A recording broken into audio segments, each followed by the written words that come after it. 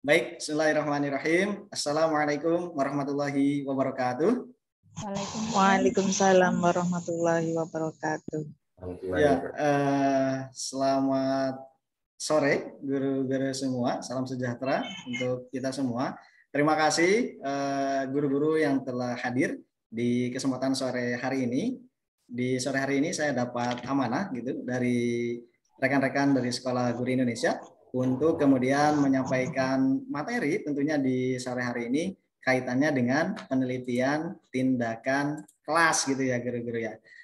Jadi mungkin ini bukan pertama dan juga terakhir kita bertemu. Mungkin semoga guru-guru tidak bosan ini karena kita akan bertemu kurang lebih 4 kali pertemuan ya. Kurang lebih 4 kali pertemuan, semoga tidak bosan gitu ya. Dan insya Allah sama-sama kita belajar tentunya dalam agenda di sore hari ini, begitu guru-guru semua. Semoga bisa lebih berkah, maka izinkan saya untuk mengawali agenda di sore hari ini. Ini muslim semua tidak ya? Atau ada yang non muslim ya guru? Boleh berkomentar satu orang? Baik, kalau begitu izinkan saya menurut versi muslim ya, Islam kita mengucapkan basmalah sebagai bagian dari keberkahan kita di sore hari ini. Baik, bismillahirrahmanirrahim. Terima kasih. Semoga dengan sama-sama kita bacakan basmalah begitu. Agenda yang kita laksanakan di sore hari ini menjadi berkah dan tentunya ilmu yang kita dapatkannya pun juga bisa diterapkan tentunya di kehidupan sehari-hari dan tentunya di kelas ajarnya masing-masing. Jika ada nanti poin-poin positif yang bisa guru-guru ambil, silahkan untuk diambil. Namun barangkali nanti ada hal-hal yang masih kurang, mohon untuk saya juga diingatkan karena masih juga dalam tahap atau proses pembelajaran. Baik, guru-guru semua, izinkan saya di sore hari ini untuk share materi terlebih dahulu begitu ya. Saya akan coba share screen kaitannya dengan materi di sore hari ini. Baik, ya masih loading nih. Semoga internetnya di sore hari ini di sini di kantor bagus. Ada tanda-tanda nge-like lagi nih. Guru, suara saya putus-putus tidak ya? Jelas. Jelas Lancar Guru. Oke, alhamdulillah, terima kasih. Baik, ini sinyal laptop berarti sebentar.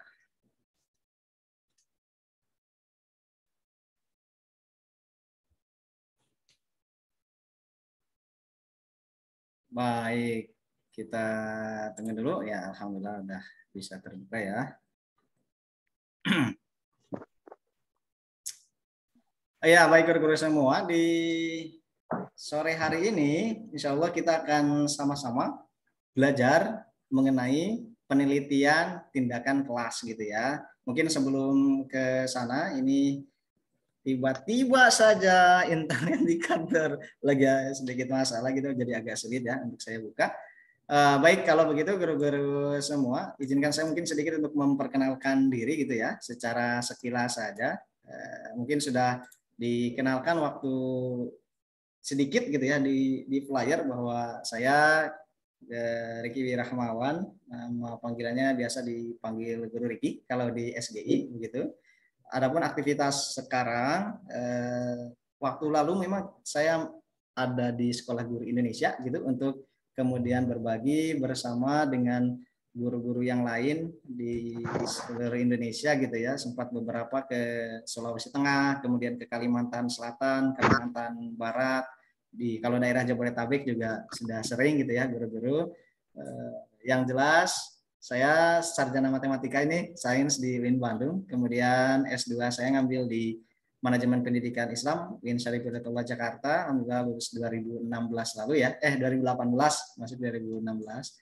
Kemudian juga saya ikut SGI di kelas pasca sarjana yang memang waktu lalu kita nginap melakukan proses pembelajaran kurang lebih selama 15 bulan dan itu memang kita di sana ya langsung di pusatnya gitu bersama dengan teman-teman yang lain mukim gitu untuk melakukan pembelajaran. passionate saya di dunia pendidikan dan juga di pelatihan gitu ya. Dan sekarang juga saya membersamai beberapa organisasi filantropi yang memang bergerak dalam bidang kemanusiaan gitu. Kemudian lembaga amin zakat dan sejenisnya. Saya di IMZ Consulting namanya guru-guru semua gitu ya. Sedikit kaitannya dengan saya. Nanti kalau guru-guru mau lebih kenal, akrab dan ingin memperpanjang silaturahmi, boleh menggunakan di Instagram atau di Facebook. Cukup diketik saja nama lengkap saya, Riki Wirahmawan gitu. Insya Allah nanti akan ada beberapa informasi mengenai saya. Itu saja mungkin guru ya sebagai sedikit kaitannya dengan perkenalan di sore hari ini. Baik guru, selanjutnya karena juga saya memerlukan gitu ya sedikit asesmen di sore hari ini, saya ingin mengetahui terlebih dahulu guru-guru semua apakah guru-guru sudah pernah melakukan penelitian tindakan kelas dan lain sebagainya. Saya coba ingin membuat sedikit dulu short assessment kepada guru-guru semua ya. Silahkan untuk diklik gitu tautan yang akan saya berikan. Oh ya, minta tolong juga untuk guru Indah dan guru Atik ya. Kalau ada yang masuk waiting room, silahkan untuk di approve saja. Karena kalau dari saya agak sulit nih guru di sini. Minta tolong ya nanti kalau ada yang masuk. Baik, guru-guru silakan untuk diklik ya. Klik tautan yang saya berikan pada bagian chat Zoom. Itu kalau yang bisa silakan diklik. Kalau misalkan ternyata guru-guru agak kesulitan untuk mengklik ini, boleh juga diketik saja begitu. Diketik saja pada bagian search engine guru-guru semua, https://bit.ly/ptksgi gitu ya. Silakan. Silakan untuk diklik dulu. Nanti akan ada pertanyaan yang masuk di sana. Sebentar saya coba copy juga ya untuk memperlihatkan kepada guru-guru semua dan Mentimeter pada sore hari ini.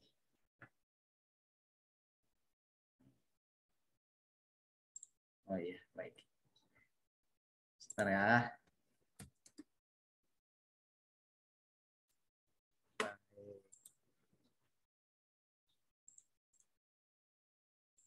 Kita lihatkan. Kesulitan masuk katanya. Oke, kalau kesulitan masuk guru, silakan masuk di ini saja di search engine-nya ya, boleh Google, boleh yang lainnya Mozilla gitu, ketik aja ketika ini ya. Masuk Mentimeter, iya betul, masuk Mentimeter. Ya. Ya, internet di sini juga perlu cadangan sebetulnya, sebentar ya guru ya.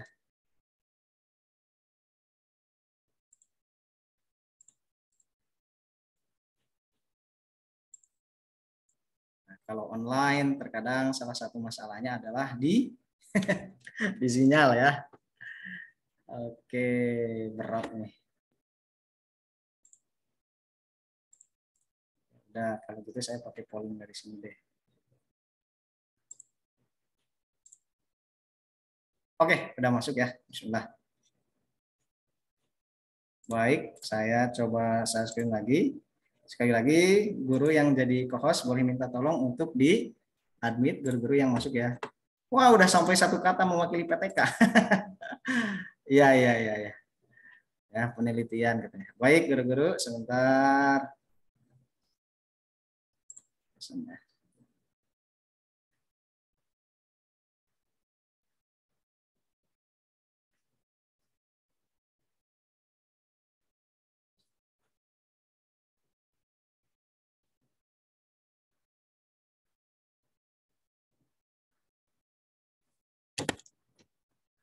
Iya.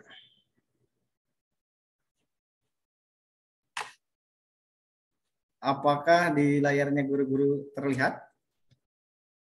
Belum ya? Coba saya bantu dari sini.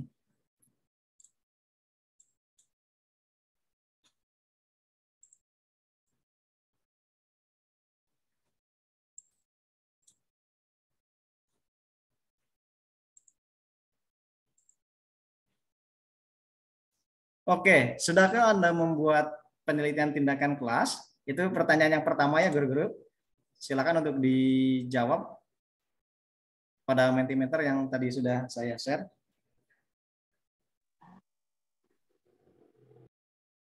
Oke. Oke, 2 orang menyatakan belum pernah. 1 orang sudah pernah namun belum paham. Silakan guru-guru, masih saya tunggu ya jawabannya. Oke. Sudah pernah namun belum paham. Oke, 4 orang, 6 orang. Saya tunggu 3 orang lagi. Ada yang sudah pernah dan siap sharing? Alhamdulillah. Oke, 7 orang menyatakan belum pernah, 2 orang sudah pernah namun belum paham. Oke. Ya, bagi guru-guru yang bisa menyalakan kamera, silakan untuk menyalakan kamera supaya kita lebih interaktif ya guru-guru. Baik, 9 menyatakan belum, 2 sudah pernah namun belum paham, 2 sudah pernah dan siap sharing. Oke. Baik, kita lihat, saya batasi sampai dengan, wah udah 15 peserta ya. Oke, saya cukupkan dulu sebagai bagian dari sampel kelas kita di sore hari ini ya. Guru-guru udah 10 orang tuh menyatakan sudah pernah. Oke, yang diketiknya bukan di ini ya, tapi silakan di Mentimeter yang saya berikan.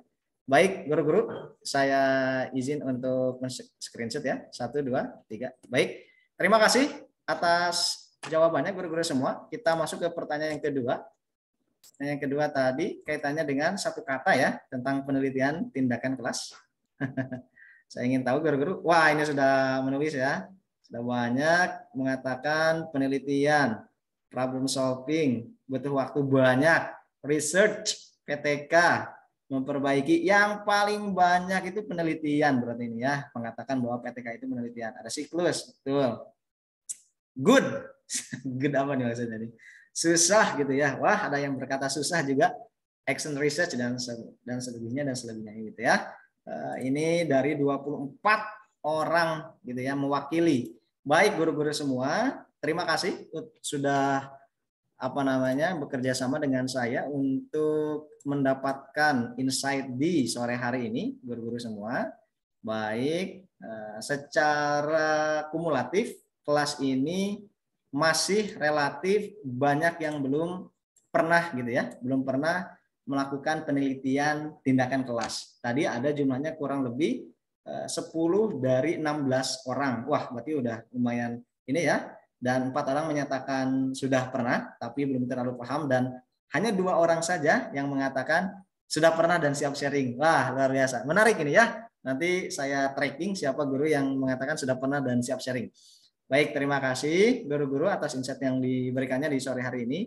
Jadi karena kebanyakan dari guru-guru sepertinya memang belum pernah melakukan penelitian tindakan kelas, sedikit saya overview terlebih dahulu gitu ya. PTK yang mendunia gitu ya. Kenapa dikatakan PTK yang mendunia di sini? Gini, sedikit saya memberikan insight bahwa mungkin sudah sama-sama kita tahu ya, setiap hal yang ada di dunia ini tentunya butuh yang namanya riset, butuh yang namanya penelitian untuk mengukur apa? Pertama, validitas, yang kedua, reliabilitas gitu ya, dan yang ketiga keandalan dari satu hal yang berkaitan dengan pernyataan itu sendiri. Jadi nanti akan ada uji kelayakan, kemudian nanti juga akan ada yang namanya tadi beberapa uji yang mengarah kepada benar atau tidak informasi yang kita dapatkan. Dunia ini pasti melakukan seperti itu. Diawali dari dulu gitu ya. Kita mengenal mungkin istilahnya revolusi industri ya, guru-guru semua ya. Revolusi industri, ada yang tahu apa itu revolusi industri? Boleh bersuara yang tahu? Ada suara yang masuk, silakan. Guru, ada yang ingin bersuara? Ada yang tahu tidak? Atau ada yang pernah mendengar apa itu revolusi industri? Ada Paneran. perubahan dari industri yang pakai tenaga manusia ke tenaga ini ya, ke mesin. Mesin. Ya betul. Betul Guru Indah. Kurang lebihnya demikian ya. Yang namanya revolusi industri itu adalah satu perubahan yang terjadi. Nah, ini Pak Ahmad Rondi Thayyib present. Silakan Pak Ahmad Rondi mau berkomentar dulu.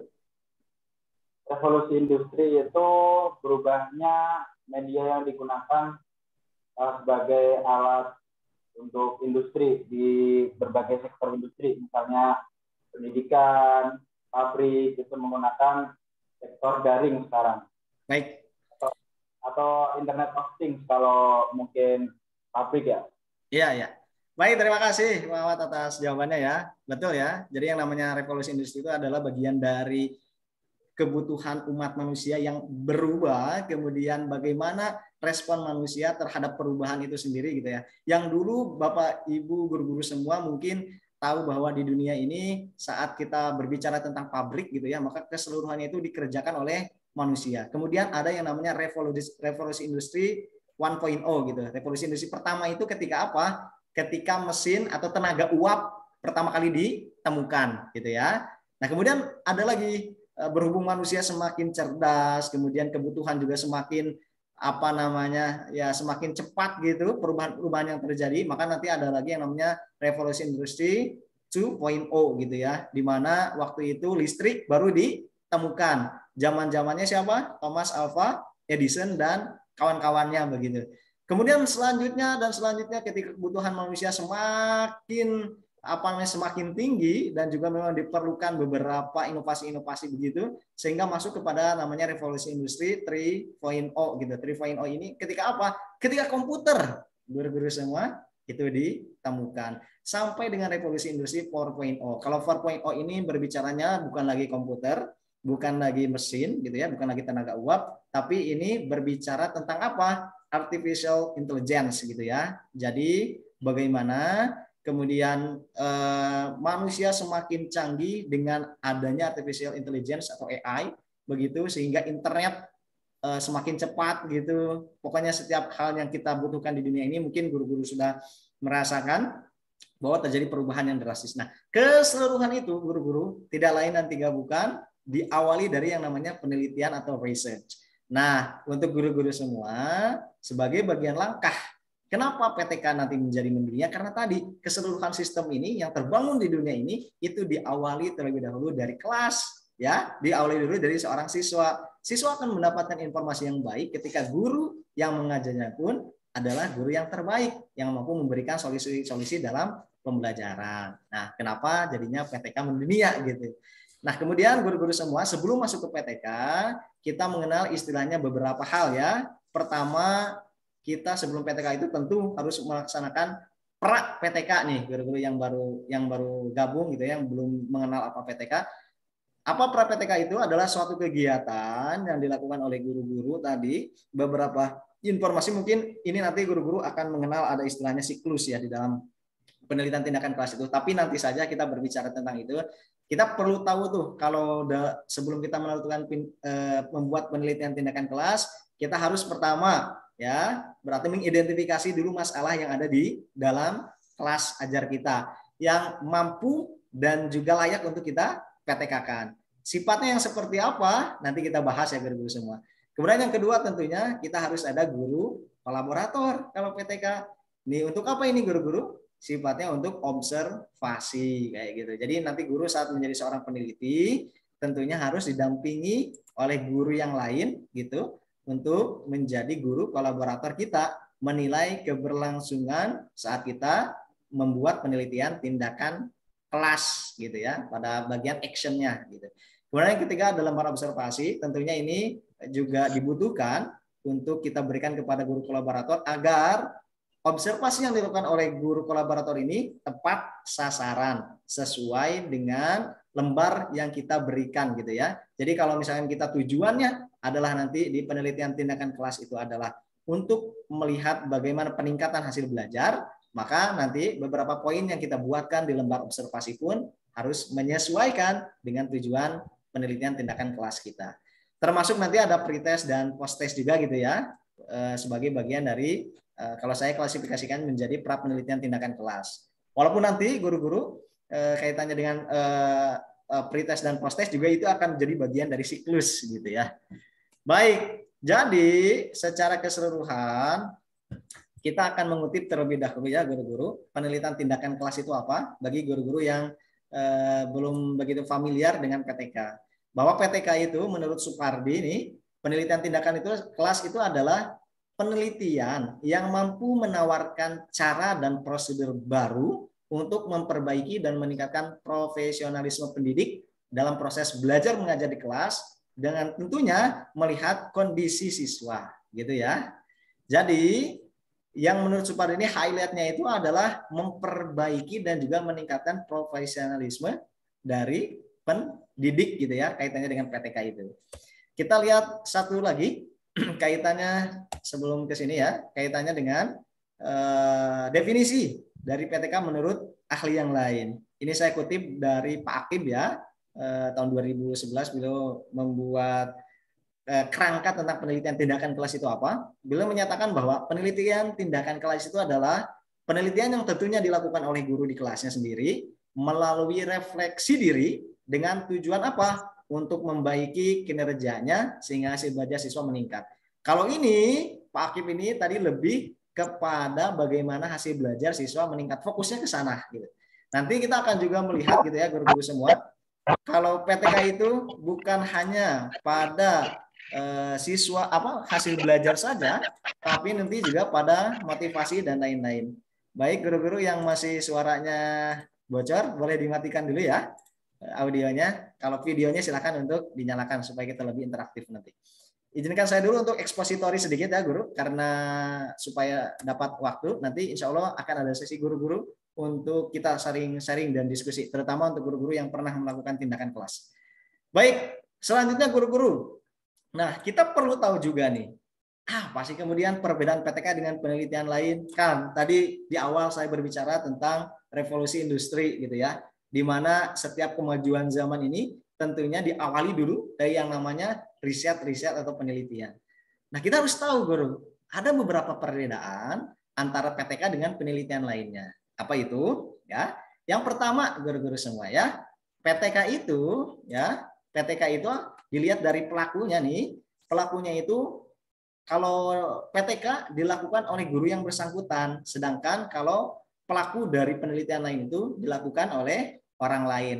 Jadi ada orang yang datang masuk ke sana. Misalkan biasanya yang dilakukan oleh para mahasiswa gitu ya, untuk membuat skripsi, tesis atau disertasi yang memerlukan proses observasi ke dalam kelas, melakukan tindakan penelitian kayak gitu, maka itu masuknya misalkan ranahnya adalah penelitian kualitatif. Kalau yang dilihatnya observasi dan kemudian nanti dibuatkan bentuk reportnya penelitian kualitatif atau kuantitatif nih, yang kecenderungannya nanti banyak angka gitu ya, pengolahan berbagai macam. Kemudian sampel. Nah, kalau penelitian lain itu harus representatif. Maksudnya representatif apa? Berarti ada kaidahnya guru dalam mengambil sampel. Biasanya peneliti lain itu yang namanya sampel itu tidak boleh kurang dari 30% dari populasi kayak gitu. Nah, peneliti lain tidak mau, maksudnya penelitian lain itu biasanya tidak mau untuk mengambil keseluruhan, artinya tidak diambil secara populasi, tapi hanya diambil sampel sebanyak 30%. Sedangkan PTK tidak harus representatif, lebih banyak tentunya karena di kelas gitu ya, maka harusnya apa yang kita PTK-kan pun lebih baik mewakili keseluruhan yang ada di kelas. Instrumen itu harus valid dan reliable. Di awal tadi sudah saya berbicara, pernah menyinggung tentang validitas dan reliabilitas gitu ya. Makanya instrumen itu apa? Mungkin ada yang belum paham. Instrumen itu guru-guru semua, cara yang kita buat agar kita mendapatkan informasi dari penelitian yang kita lakukan. Dengan apa? Boleh dengan pertanyaan, boleh juga dengan pernyataan gitu. Tidak harus selalu instrumen sama dengan pertanyaan. Boleh juga berupa pernyataan ya, yang mendukung kita untuk mendapatkan tadi sampel-sampel yang valid. Kemudian selanjutnya masalah dengan statistik ya. Kalau penelitian lain itu tentunya ada analisis statistik yang baik gitu ya. Tapi kalau PTK tidak harus gitu ya. Tapi kalau ada lebih baik ya. Tapi ini tidak harus juga. Hipotesis. Penelitian lain itu perlu ada hipotesis guru. Makanya di awal itu biasanya untuk penelitian lain kayak skripsi, tesis dan sejenisnya, itu nanti akan ada bagaimana hipotesis masing-masing masing-masing dari, maksudnya hipotesis awal ketika kita ingin memprediksi hasil. Sedangkan di PTK tidak harus ada hipotesis juga. Ada teori dan juga fungsi, tentunya dua-duanya ya. Kalau di penelitian lain itu, teori itu harus berdasarkan teori yang sudah ada ya. Tapi kalau di PTK itu teori itu terkadang tidak terlalu berpengaruh juga, guru. Ini menarik nih nanti untuk kita bahas lebih lanjutnya. Tapi waktunya khawatirnya nggak cukup, saya nggak terlalu panjang lebar ini, karena nanti teori nanti di bab 2. Kita hari ini hanya berfokus ke bab 1. Termasuk fungsi juga ya. Jadi ada penelitian lain itu tentunya menguji teori, sedangkan PTK itu fungsinya untuk apa? Kita membuat PTK tak lain dan tak bukan adalah untuk memperbaiki praktik pembelajaran secara langsung, gitu ya. Nah, goals kita di hari ini, guru-guru semua, semoga bisa diraih ya. Katanya sampai dengan jam berapa, guru? Hari ini? Jam setengah 6. Setengah 6 atau sampai jam 9 malam ya? Boleh. Jam 5. Siap. Ya, oke, guru. Baik, saya lanjutkan dulu materinya ya. Nah, goals yang akan kita raih di hari ini, semoga kita bisa membuat 4 hal ini. Pertama, membuat judul penelitian tindakan kelas yang baik, ya. Kemudian yang kedua, nanti kita berbicara juga sedikit tentang prabab, ya. Ada yang namanya di prabab itu surat pernyataan, gitu, lembar pengesahan, abstrak, kata pengantar, daftar isi. Juga nanti berbicara tentang di bab 1-nya sendiri. Bab 1 itu ada latar belakang masalah, identifikasi masalah, pembatasan masalah, perumusan masalah, sampai dengan tujuan penelitian dan manfaat penelitian, gitu ya. Nah, itu kurang lebih goals yang akan kita dapatkan di hari ini. Kita akan bedah step by step-nya. Baik, guru-guru semua, kita akan masuk kepada judul, ya, judul penelitian tindakan kelas. Ini satu hal yang menjadi bagian penting ketika kita akan membuat suatu penelitian. Dan judul, guru-guru semua, ini sangat erat kaitannya, ya. Sebelum membuat judul itu, tentunya harus ada masalah yang ada di dalam kelas. Gitu ya. Ini untuk apa? Karena kita membuat judul, nanti sinkronisnya itu adalah nanti masalah yang timbul ini, kemudian apa yang akan kita berikan kepada masalah tersebut, maksudnya tindakan apa yang akan kita berikan, treatment apa, sampai dengan nanti kesimpulannya bagaimana, gitu ya. Nah, ini jadi di awal nanti guru-guru saat melakukan proses identifikasi masalah, tentunya di dalam kelas banyak masalah ya. Banyak masalah tentunya kayak gitu, guru. Tapi tidak semua masalah bisa di-PTK-kan. Misalkan ya, yang tidak bisa di-PTK-kan itu hal-hal yang berada di luar jangkauan kelas, kebisingan gitu ya. Kita mau mengukur nih, atau kita mau melakukan penelitian tindakan kelas tapi based on kebisingan yang ada di luar.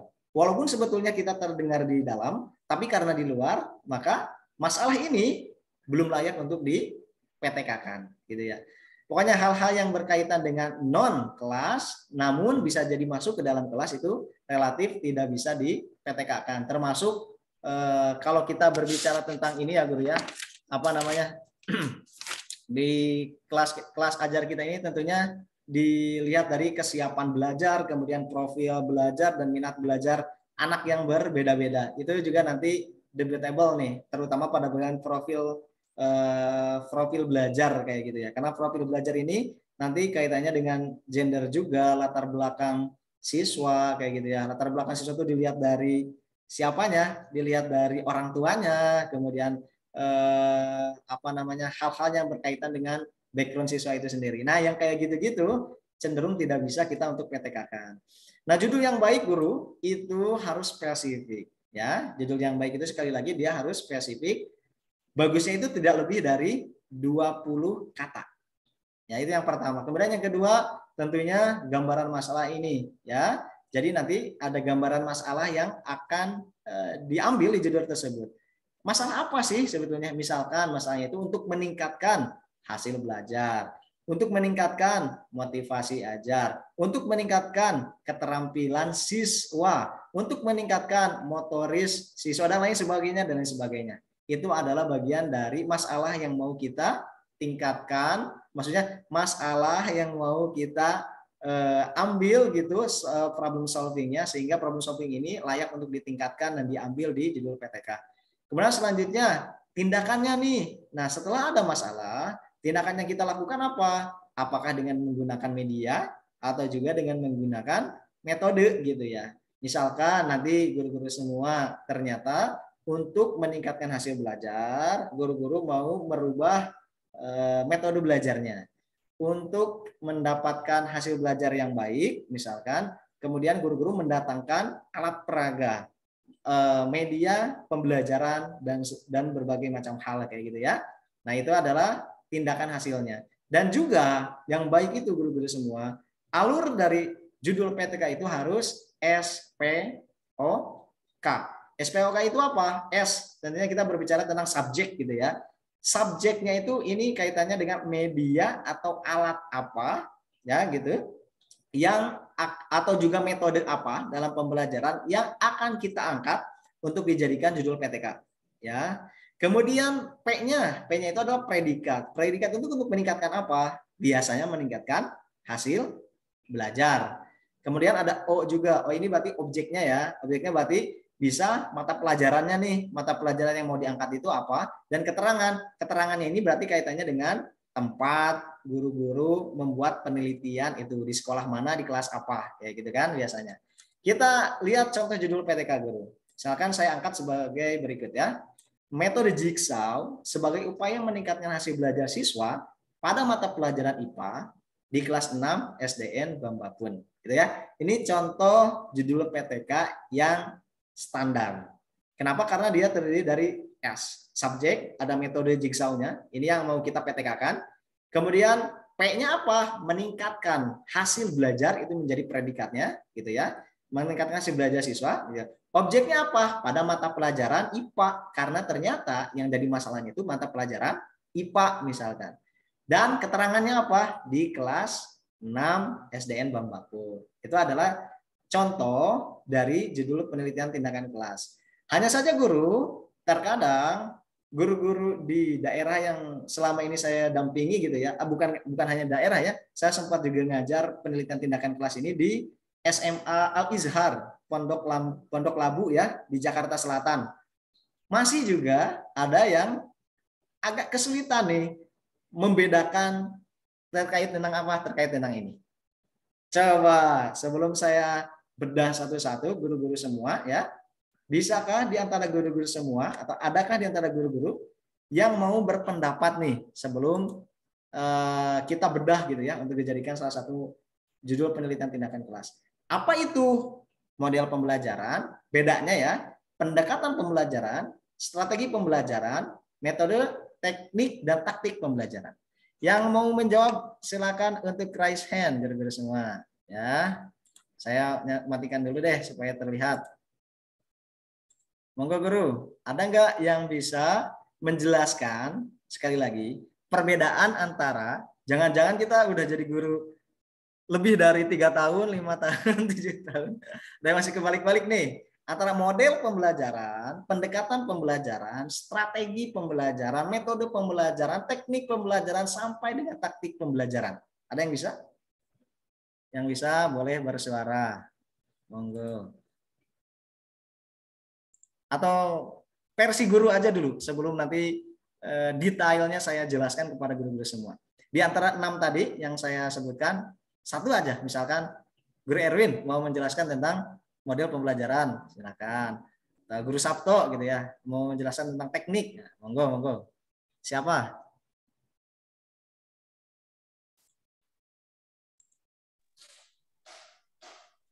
Halo. Ya, ya. Pak. Oke. Maaf, saya ingin mencoba yang model pembelajaran, Pak. Oke, silakan. Setahu saya, yang model pembelajaran itu seperti discovery learning, kemudian PJBL, kayak seperti itu. Kalau yang lainnya, saya agak lupa, Pak. Terima kasih. Ya, ini dengan guru siapa? Maaf. Guru Agus Mulyaningsih ya? Agus Mulyaningsih. Oke, terima kasih Guru Agus. Wah, keren ya. Sudah dapat satu model pembelajaran. Terima kasih Guru. Selanjutnya monggo. Oke, Guru Fauzia, silakan Guru. Mau menjelaskan yang mana? Dinyalakan dulu, di unmute dulu. Suaranya belum terrecord. Sudah masuk? Ya, sudah. Monggo Guru. Untuk model pembelajaran itu memiliki ciri khusus, yaitu memiliki sintak atau langkah-langkah dari tadi sudah disampaikan Bu Ibu Guru Agus ya, kurang lebih sama. Kemudian untuk strateginya itu adalah cara untuk mencapai tujuan. Jadi ada upaya apa yang digunakan oleh guru ini. Kemudian untuk pendekatan itu lebih ke cara pandang guru itu mau pakai yang apa? Apa teacher centered approach, student centered approach, atau yang pakai scientific? Itu ya 3 poin yang saya ingin jelaskan. Terima kasih. Ya, terima kasih Guru Fauzia. Wah, keren ya. Kalau di SGI itu biasa juga ada yang namanya tepuk keren nih. Ada yang tahu nggak tepuk keren kayak gimana? Ya, Guru, kalau saya bilang tepuk keren, silakan semuanya kayak gini. Tepuk keren. 2 jempol. Guru Fauzia, silakan tadi. Keren, keren, keren. Terus buat Guru Agus juga kita kasih tepuk salut kalau Guru Agus itu ya. Kalau tepuk salut itu kayak gini. Kasih salut, salut, salut, salut, salut. Tunjuk Guru Agusnya. Ya, itu bagian dari taktik pembelajaran gitu ya. Ya, terima kasih atas yang mau berkomentar Guru Agus dan juga Guru Fauzia. Karena waktu kita terbatas nih, guru-guru semua, mungkin saya izin untuk menjelaskan terlebih dahulu gitu ya. Apa sih sebetulnya perbedaan antara tadi yang sama-sama kita sebutkan gitu ya, teknik, taktik, dan sejenisnya. Nih Guru, sebelum saya masuk ke model pembelajaran, saya akan awali dulu dari yang namanya pendekatan pembelajaran. Betul, tadi yang disampaikan oleh Guru Fauzia ya, kalau kaitannya dengan pembelajaran ini berarti pendekatan, yang namanya pendekatan berarti approach ya kalau bahasa Inggrisnya. Wih, harus bahasa Inggris kalau di Nusantara. Nah, nih Guru, jadi secara harfiah sederhana bahwa pendekatan pembelajaran itu adalah sebagai titik tolak gitu ya, Guru ya. Titik tolak ataupun sudut pandang terhadap proses pembelajaran itu. Nah, makanya dalam pendekatan pembelajaran betul tadi yang dikatakan Guru, approach-nya mau apa? Apakah dia berpusat kepada siswa? Makanya ada istilahnya student center approach, atau kita mau berpusat kepada guru, yaitu sebagai teacher center approach. Tentunya keduanya ini memiliki perbedaan dan dampak yang sangat besar terhadap proses pembelajaran.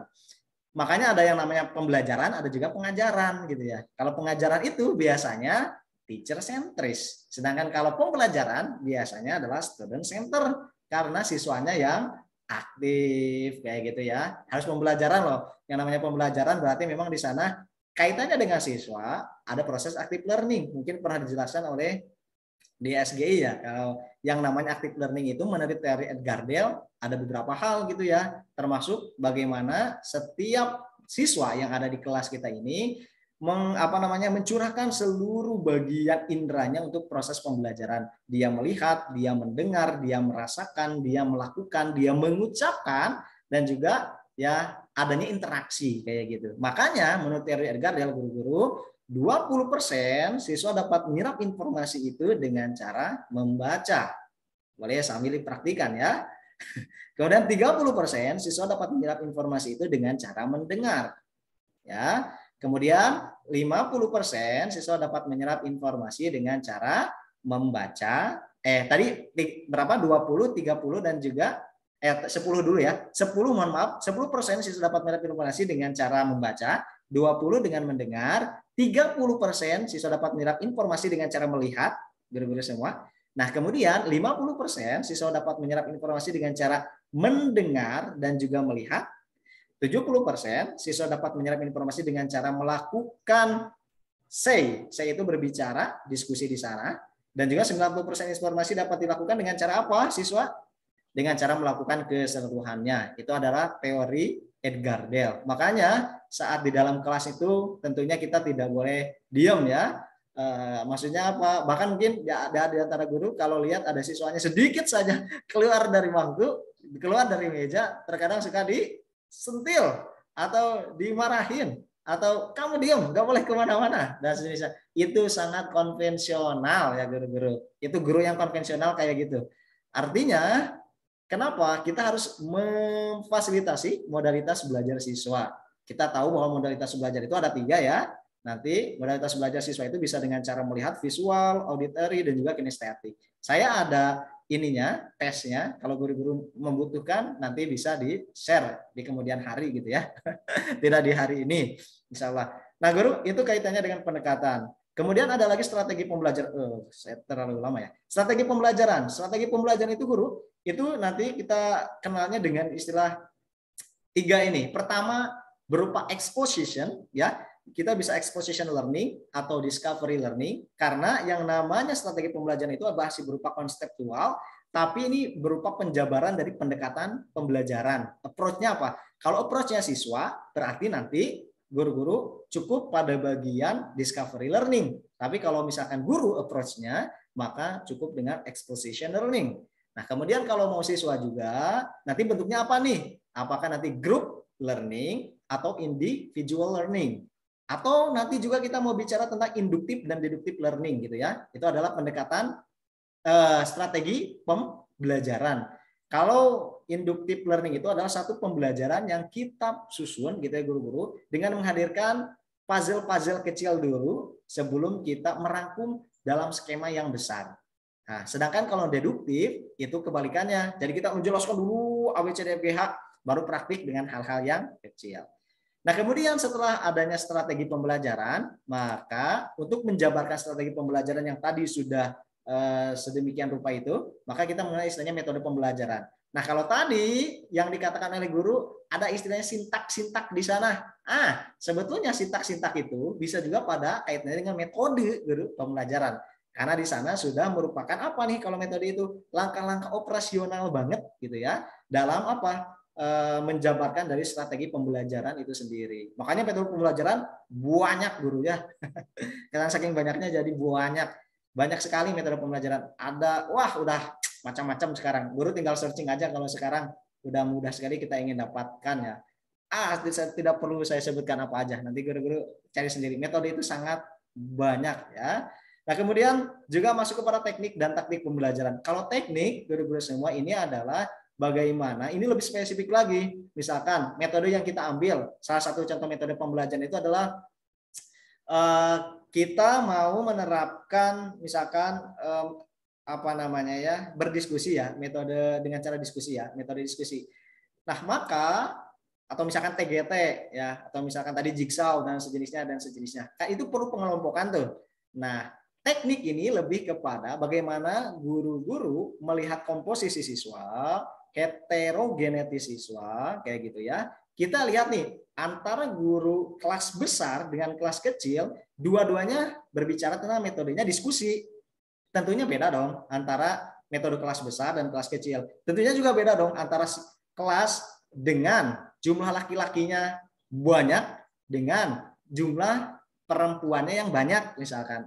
Itu tentunya berbeda. Itu makanya masuk pada teknik pembelajaran. Sedangkan taktik itu kepada learning style-nya guru-guru semua gitu.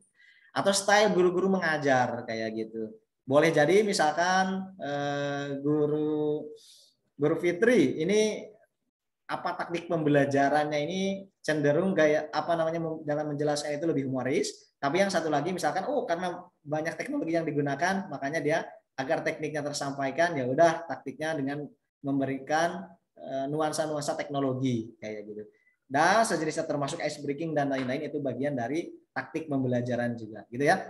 Itu sedikit guru, semoga menambah wawasan. Kenapa saya tadi perlu ini? Karena guru-guru dalam membuat penelitian tindakan kelas semoga tidak tertukar ya. Mana yang mau diangkat? Apakah itu tadi modelnya, apakah itu metodenya atau bukan tadi teknik taktik dan juga bahkan medianya gitu ya.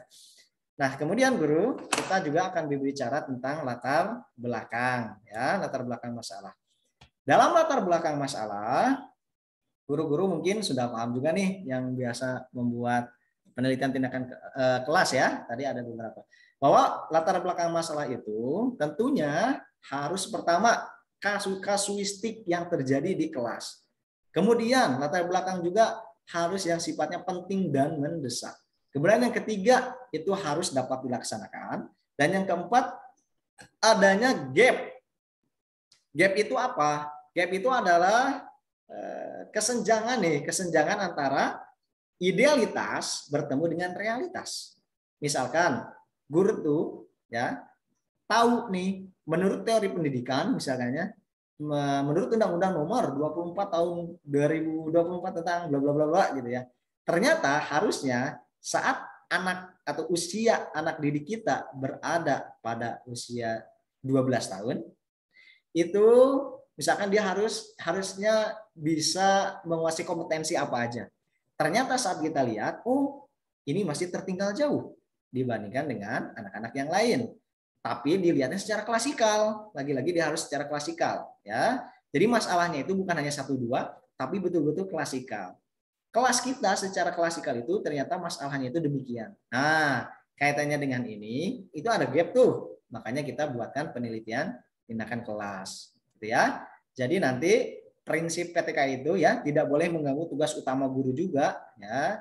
Karena apa? Karena kan ini juga bagian dari bagaimana guru-guru semua membuat inovasi pembelajaran agar nanti siswa juga bisa lebih betah berada di kelas kita.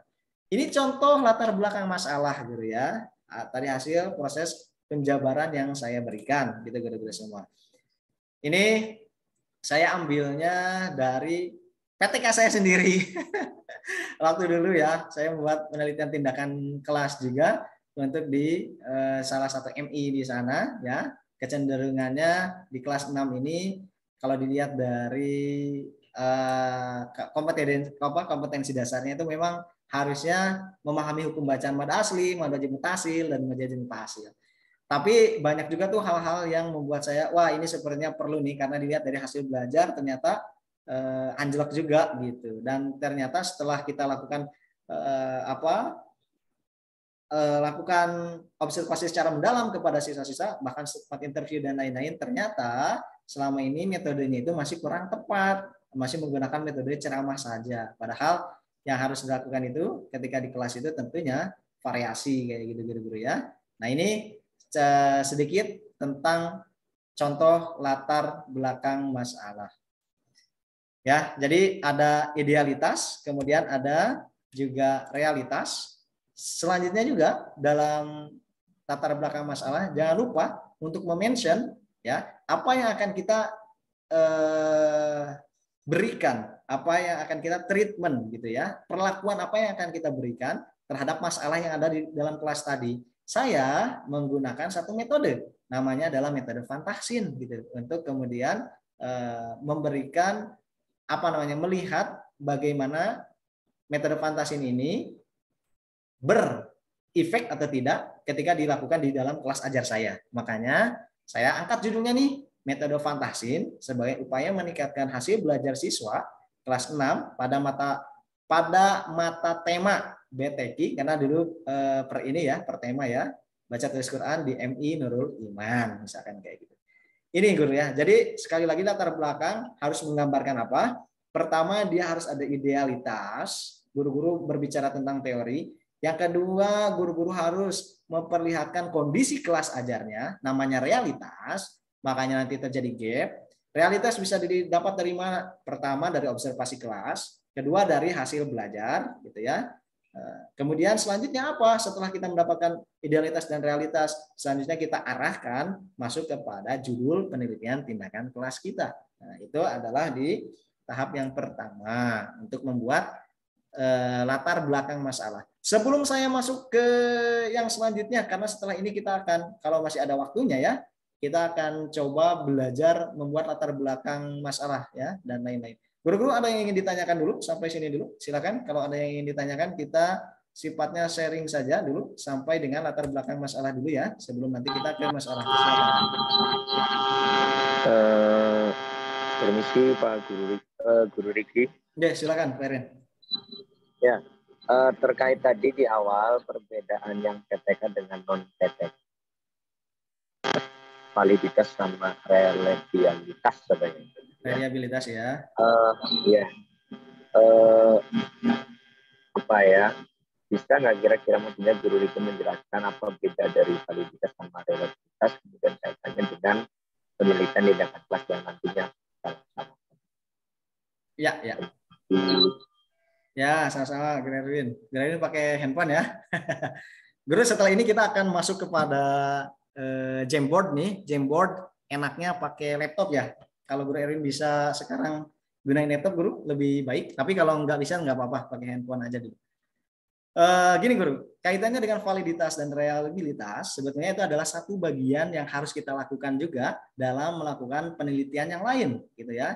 Kaidah penelitian lain itu banyak gitu ya. Ada juga penelitian yang biasa kita gunakan itu, kalau di kampus-kampus itu hubungannya tentang berbicara tadi itu penelitian kualitatif, yang masing-masing juga punya cabangnya masing-masing ya. Kualitatif itu bisa juga nanti kualitatif deskriptif. Kemudian penelitian kualitatif deskriptif, kemudian kualitatif yang berhubungan dengan fenomenologi gitu, melihat fenomena, kemudian dan lain-lain itu banyak cabangnya. Termasuk nanti ada namanya juga penelitian kuantitatif. Kalau kuantitatif ini kecenderungannya angka-angka yang muncul gitu.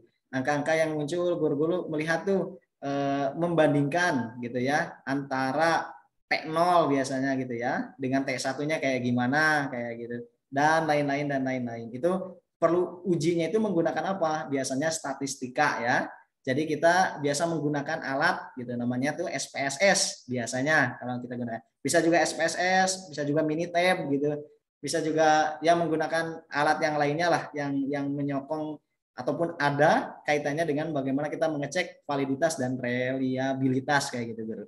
Itu untuk beberapa hal di penelitian yang sifatnya akademistik. Bukannya PTK bukan akademistik, tapi ini tadi kenapa ada penelitian lain, kenapa ada PTK? Karena kita sekarang mintanya adalah penelitian tindakan kelas, maka fokus kita di penelitian tindakan kelas. Kalau penelitian tindakan kelas, uji-uji kayak uji validitas, uji reliabilitas gitu ya, uji keandalan dan lain-lain itu tidak terlalu diindahkan sebenarnya guru. Yang jelas nanti guru-guru semua dalam membuat penelitian tindakan kelas itu adalah ketika tadi ya ada metode, kemudian ada media atau ada alat dan lainnya yang mau kita intervensikan terhadap permasalahan yang ada di dalam kelas kita gitu ya, sehingga kita nanti di akhir bisa melihat tuh apakah metode, media, alat, peraga dan sejenisnya yang kita berikan intervensi terhadap proses pembelajaran kelas kita ini berdampak atau tidak. Cara mengukurnya bagaimana? Cara mengukurnya nanti bisa dilihat dari hasil belajar, hasil observasi yang dilakukan oleh guru kolaborator, juga tentunya nanti dilihat dari perilaku siswa, afeksi siswa, dan psikomotorik siswa. Nanti guru ya, demikian dulu. Kalau ada kaitannya dengan pertanyaan yang lain, non teknis tentang penelitian tindakan kelas, disilahkan. Sebenarnya saya harus melanjutkan dulu, karena materinya masih sedikit banyak. Pak Guru Riki, Pak Guru. Ya, silakan. Izin Pak. Ya. Terkait dengan judul. Ya, judul PTK. Ya, tadi kan ada dijelaskan tentang alur SPOK gitu. Oh iya. Ya. Apakah alur SPOK itu sudah baku atau boleh dibalik? Misal dari contoh yang Guru Riki tadi, saya balik seperti ini. P-nya yang pertama, upaya meningkatkan hasil belajar siswa pada pelajaran IPA dengan penerapan metode jigsaw di kelas 6 SDN Bamba Pun. Apakah boleh seperti itu? Ya, Guru. Pertanyaan yang menarik ya, Guru. Ini sebetulnya beberapa kelas ajar yang kaitannya dengan penelitian tindakan kelas, guru-guru yang buat itu, memang terkadang kayak gitu, Guru ya. Diawali dulu dari P-nya dulu kayak gitu. Diawali dulu dari P-nya, sedemikian rupa. Sebetulnya kenapa saya harus membuat dari SPOK? Karena nanti, Guru, yang akan dijadikan sebagai uji dari penelitian tindakan kelas kita berhasil atau tidak, tentunya diawali dari subjeknya dulu gitu, Guru. Jadi kita ingin melihat subjek yang akan kita buatkan di penelitian tindakan kelas kita ini berhasil atau tidak. Makanya biasanya kalau saya ini lebih condong kepada S-nya tadi di awal. Biar apa tadi Guru? Biar nanti ada uji-nya itu kelihatan ketika metode yang kita gunakan berhasil atau tidak. Kan nanti yang ditanya itu bukan lagi kepada ininya ya, P-nya, tapi lebih kepada subjeknya tadi. Apakah metode jigsaw bisa meningkatkan hasil belajar atau tidak? Apakah media kartu ini yang kita buat ini itu bisa meningkatkan motivasi belajar atau tidak? Apakah bla bla bla bla bla gitu lah Guru. Yang selama ini saya pahami ya, kalau yang belajar di SGI. Mungkin saya kurang paham juga, kalau di tempat lain mungkin bisa juga demikian. Tapi memang iya, kalau saya mendampingi guru-guru juga, Demikian guru, betul. Diawali dari kata upayanya dulu ya. Itu nggak jadi masalah sih sebetulnya. Yang jelas dia mengansur unsur 5 tadi. S-nya ada, P-nya ada, O-nya ada, K-nya ada. Tapi kalau saya sebagai nanti ininya penguji saat sidang, maka saya akan merevisi bagian itu. Salah satunya saya revisi. Iya. Gitu kan ya. Ya, sama-sama. Dirahmat, terima kasih. Baik guru-guru, karena waktu kita masih materi saya masih ada beberapa hal yang harus saya sampaikan kepada guru-guru. Izin saya untuk melanjutkan dulu ya. Nanti kita bisa untuk sharing kembali. Baik, terima kasih atas pertanyaan-pertanyaannya. Menarik ya guru-guru. Sebentar. Apakah sudah terlihat belum ya? Nih tadi kaitannya dengan latar belakang ya, sudah kita pelajari latar belakang masalah, tentunya ada idealitas, ada realitas, ada gap yang terjadi dan harus di dalam kelas. Nah kalau masalah guru-guru semua, ini masalah itu tentunya pertama harus ada identifikasi dulu, pembatasan masalah dan rumusan masalah. Dan juga guru-guru kaitannya dengan masalah ini itu tidak harus, maksudnya tidak boleh, bukan tidak harus ya, tidak boleh menuliskan seluruh masalah yang terjadi di dalam kelas kita. Cukup menuliskan masalah-masalah yang layak untuk di-PTK-kan. Sekali lagi saya highlight, silakan nanti saat membuat identifikasi masalah, jangan menuliskan tadi keseluruhan masalah yang ada di dalam kelas. Misalkan dituliskan, kenapa pembelajaran kami ini menjadi jelek? Karena salah satunya AC-nya nggak bagus gitu ya, kalau yang kelasnya ada AC-nya. Atau misalkan ternyata bornya demikian, oh ternyata lantainya demikian, itu lebih fokus kepada bangunan jadinya gitu guru ya. Atau tadi kaitannya dengan yang dari luar, kenapa ternyata nilai kelas kami menjadi jelek? Karena misalkan ada pembangunan yang terjadi di luar sehingga ada hal-hal bising yang masuk ke kelas kami. Nah, yang demikian-demikian itu boleh dituliskan, tapi bukan pada identifikasi masalah, itu nanti pada bagian pembahasan ya. Nanti ada pembahasan tuh yang menerangkan tentang hal-hal di luar kaitannya dengan PTK kayak gitu. Nanti boleh guru tuh bercerita tentang, karena di hari itu misalkan ada agenda apa gitu ya. Lihat seputaran kelas kita sehingga kita yakin oh bahwa ternyata hal yang menjadikan kelas kita ini nilainya jelek atau kelas kita ternyata secara klasikal tadi tidak begitu memuaskan dalam hasil belajar karena ada faktor luar. Itu boleh sangat. Tapi pada bagian identifikasi masalah mohon untuk tidak menuliskan demikian. Ya, karena di identifikasi masalah ini adalah list beberapa masalah yang terjadi di kelas yang bisa di-PTK-kan. Kemudian setelah masuk identifikasi masalah, guru-guru akan masuk pada pembatasan masalah.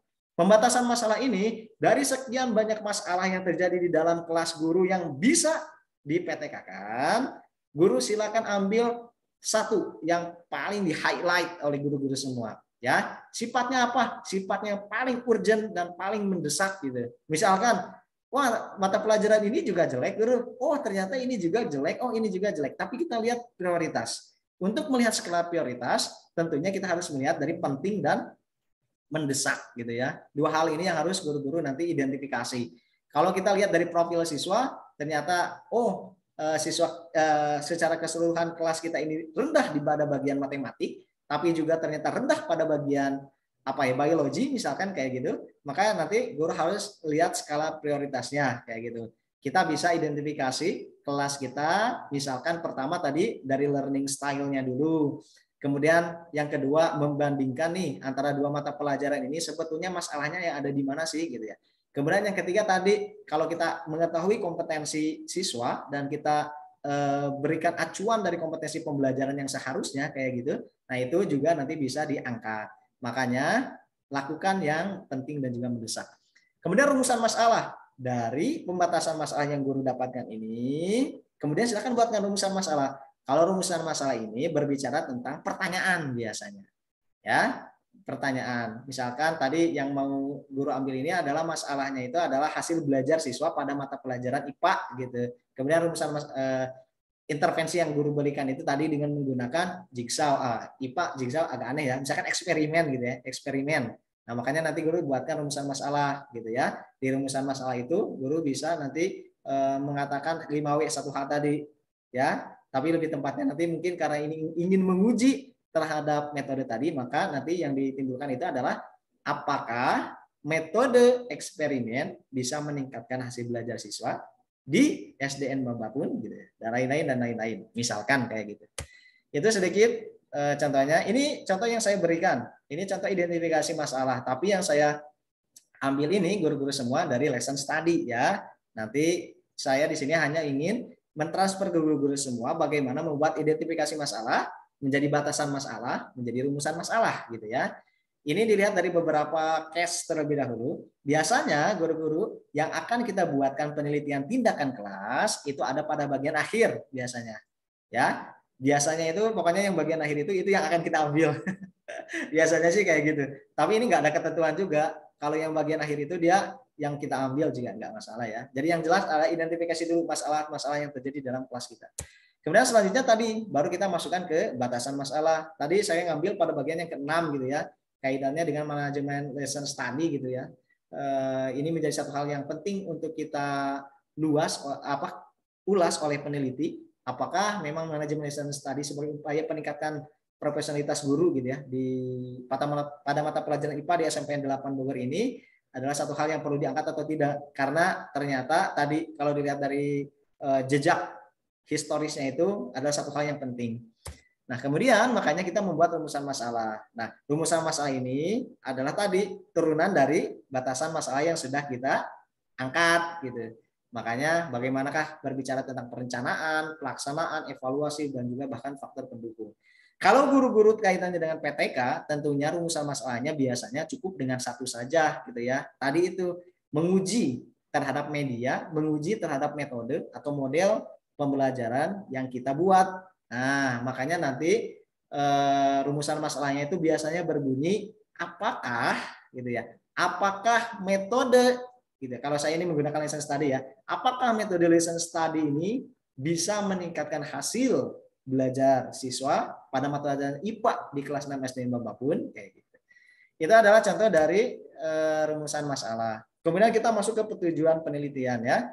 Tujuan penelitian ini biasanya guru-guru semua ya.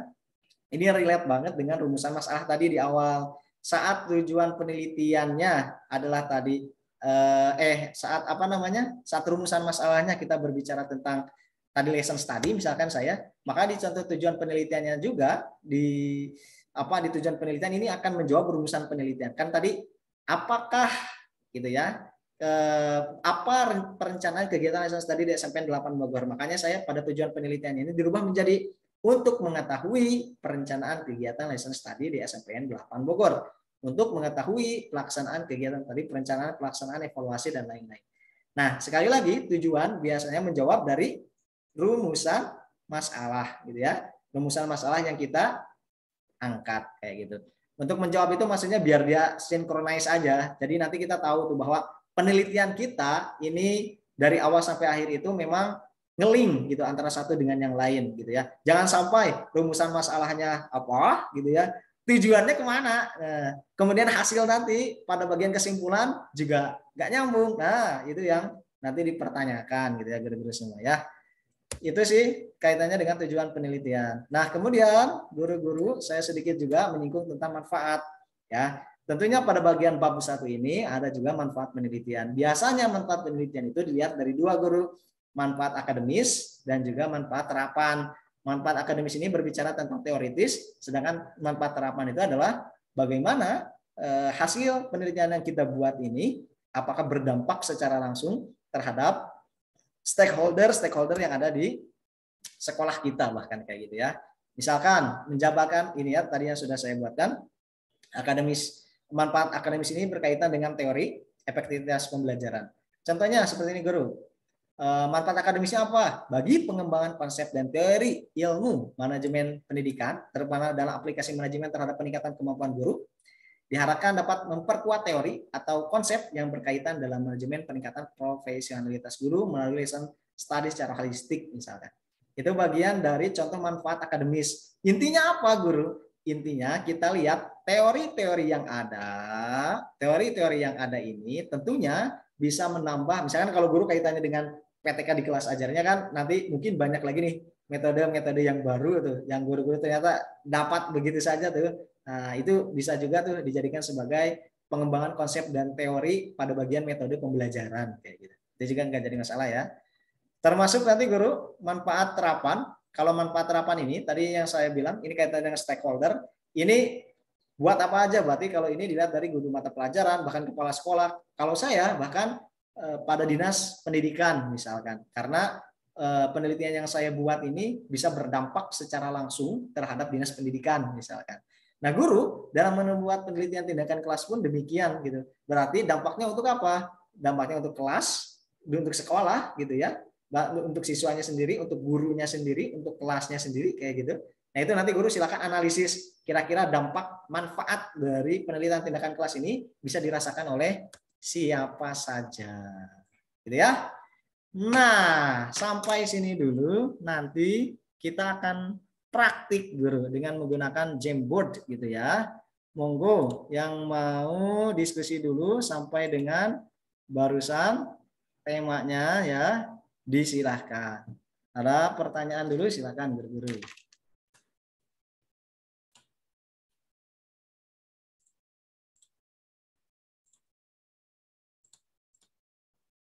Sudah jelaskah? Atau masih perlu ini? Kalau masih bab 1 masih tinggal lihat aja PTK yang sudah ada kira-kira. Tinggal modif-modif dikit juga. Biasanya udah ini ya. Yang penting pemahaman guru-guru semua terhadap penelitian tindakan kelas secara holistik itu sih yang paling diharapkan. Mau guru kalau ada yang mau kita diskusikan silakan. Guru Riki mau bertanya. Ya silakan Guru Sabto. Untuk penelitian tindakan kelas ini apakah harus berhasil atau jika tidak berhasil dalam penelitian tersebut harus dihentikan atau diganti judul pada proses kegiatannya? Terima kasih. Ya, good question Guru ya. Karena ini satu hal yang biasanya salah kaprah dalam membuat penelitian tindakan kelas. Biasanya gini Guru. Biasanya gini. Karena kita mindsetnya PTK itu harus berhasil, makanya mau tidak mau PTK itu harus berhasil. Maksudnya PTK harus berhasil itu apa? Uji metode, uji media yang kita berikan itu harus selalu berhasil terhadap meningkatkan hasil belajar kita. Biasanya mindset guru itu kayak gitu-gitu terus. Makanya adanya namanya tiga siklus biasanya ya, yang biasa digunakan itu. Ya, kalau kita ambil salah satu metodenya kan kayak gitu kan. Siklus yang pertama gagal katanya. Kenapa disebut gagal? Ternyata hasil belajarnya belum terlalu berdampak, masih rendah nih secara klasikal. Ya, masuk lagi ke siklus kedua. Siklus kedua juga ternyata masih belum kayak gitu. Ternyata mungkin tadi nanti akan ada informasi tuh kenapa yang menyebabkan belum berhasil. Apakah ternyata dari medianya sendiri yang belum efektif atau demikian atau demikian sampai dengan siklus 3.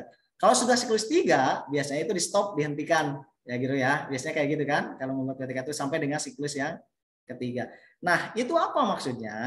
Maksudnya adalah sebetulnya kalau penelitian tindakan kelasnya itu boleh selalu guru lakukan demi sedemikian rupa sampai dengan maksimal 3 siklus walaupun tidak dituliskan dalam berupa report kayak gitu. Silakan buat lagi, silakan buat lagi. Tapi karena biasanya penelitian tindakan kelas membutuhkan waktu, membutuhkan guru kolaborator juga gitu ya, yang tidak sedikit juga tenaganya yang kita minta kayak gitu. Kemudian juga membutuhkan beberapa hal teknis yang lainnya, sehingga penelitian tindakan kelas itu untuk menjawab ini adalah tidak harus selalu dikatakan berhasil. Yang jelas, silakan buat laporan penelitian tindakan kelas disesuaikan dengan fakta yang ada. Karena prinsip dari seorang peneliti itu adalah menuliskan hal-hal yang ada di hasil eksperimennya itu sesuai dengan kenyataan, tidak boleh ditambahkan, tidak boleh dikurangkan. Gitu ya. Terkadang suka ada yang guru karena yang penting ingin membuat PTK yang penting ingin dikatakan berhasil, makanya di akhir itu di grade tuh nilai siswa itu jadi tinggi-tinggi kayak gitu ya. Yang penting nanti di PTK-nya berhasil. Itu yang salah kaprah guru. Karena PTK itu nanti di akhirnya sebetulnya nanti ingin lihat nih, oh ternyata kalau kita berbicara tentang apa metode tadi karena singgungannya Jigsaw kan, oh metode Jigsaw itu ternyata efektif nih di kelas kita, nah, boleh tuliskan. Tapi juga oh ternyata tidak efektif nih kalau di kelas kita metode Jigsaw itu. Yang efektifnya misalkan menggunakan discovery learning, oh dengan inquiry, oh dengan ini gitu guru. Nah itu juga bisa demikian. Jadi tidak harus selalu dikatakan PTK itu berhasil ketika nilai siswa itu naik. Boleh juga PTK dibuatkan report saat kita selesai sampai dengan maksimal siklus ketiga. Makanya apa guru? Saat kita memberikan pretest dan juga post-test ya. Kalau pretest itu di awal banget, sedangkan kalau post-test itu bisa setelah pembelajaran kita berikan. Sehingga post-test ini guru-guru itu tidak boleh sama. Biasanya soal yang diberikan antara pretest dan post-test itu sama. Ini yang salah kaprah juga. Kalau sama ini mengulang. Kalau gitu wah gampang gitu. Gak usah ada penelitian tindakan kelas dengan kita memberikan intervensi metode media dan sejenisnya ya. Gak usah. Ya udah ulang aja soalnya, kasih lagi bisa. Kenapa makanya ada metode yang baru, kenapa ada model yang baru, kenapa ada media yang baru? Karena tadi kita ingin melihat hasil dari proses pembelajaran kita ini berhasil atau tidak, dampaknya terhadap pretest dan juga proses yang kita berikan. Misalkan gini guru, kita berbicara tentang makhluk hidup gitu ya. Makanya pada bagian post-test yang pertama ini yang kita berikan ke siswa ini, misalkan kita ingin lihat ciri-ciri makhluk hidup, misalkan ciri-ciri hewan. Nah, kita berikan pada post-test pertama. Kemudian yang kedua, itu nggak boleh lagi ciri-ciri hewan, tapi lagi ke ciri-ciri tumbuhan. Temanya sama, tapi soalnya berbeda. Hanya tadi intervensi yang kita berikan yang sama. Gitu Guru Sabto, kurang lebihnya ya. Ya, terima kasih. Oke, sama-sama. Baik Guru, kita sekarang coba ini ya. Masih ada waktu kah? Dikit lagi ya. Kita coba praktik nih. Bagi guru-guru yang bisa aktif, sekali lagi monggo silakan untuk dinyalakan videonya. Kita akan praktik ya. Kita akan praktik menggunakan Jamboard. Guru-guru semua akan saya masukkan ke breakout room ya untuk mengerjakan ini. Tapi nanti semampunya dulu saja, tidak apa-apa ya. Nanti akan ada yang mendapatkan kelompok satu. Kelompok satu itu nanti membuat latar belakang. Nanti juga ada yang mendapatkan kelompok 2 masalah dan nanti akan mendapatkan kelompok ketiga manfaat penelitian dan juga tujuan penelitian. Gitu ya. Baik, sebelumnya silakan guru-guru untuk diklik tautan yang saya berikan. Sekali lagi silakan untuk diklik dulu tautan yang saya berikan. Saya akan memperlihatkan bagaimana cara pengoperasian Jamboard. Kalau guru-guru biasanya udah nggak asing ya menggunakan Jamboard. Ini sejenis board virtual yang bisa diakses oleh siapa saja, oleh orang mana aja gitu. Diskusi kelompok tapi virtual. Nah, sebentar. Ada yang sudah bisa mengakses Jamboard-nya? Makanya kalau menggunakan laptop lebih enak ya. Tapi kalau handphone nanti biasanya dia minta unduh aplikasi dulu. Betul nggak? Minta aplikasi Jamboard-nya diunduh dulu. Silakan nggak apa-apa diunduh dulu karena nanti kita sering kali menggunakan Jamboard.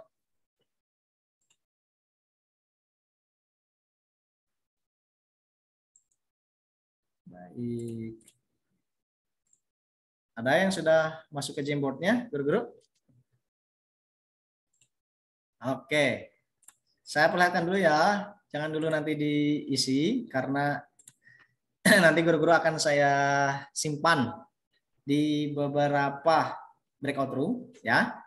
Ini ada ini punya masalah ya. Jamboardnya seperti ini kurang lebih. Ada latar belakang masalah, kemudian ada kelompok 2 identifikasi masalah gitu ya. Dan yang ketiga ada kelompok 3 tujuan penelitian dan manfaat penelitian. Guru-guru jangan dulu mengisi karena guru-guru belum saya bagi kelompok ya. Nah, cara pembagian kelompoknya saya akan buatkan di breakout room. Ini lagi install. Oh, enggak, silakan kalau yang lagi install enggak apa-apa. Kalau ternyata masih belum bisa mengerjakan di hari ini karena waktunya terbatas, enggak apa-apa kalau di rumah juga. Karena ini masih bisa diakses open access 24 jam ya. Yang penting nanti guru silakan menuliskan namanya di bagian Jamboard-nya ya, dan juga biar kami tahu siapa aja yang masuk ke Jamboard tersebut.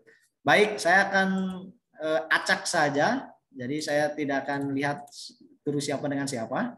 Pokoknya guru yang mendapatkan kelompok nanti silahkan untuk masuk ke breakout room ya. Kalau masuk ke breakout room 1 artinya kelompok 1.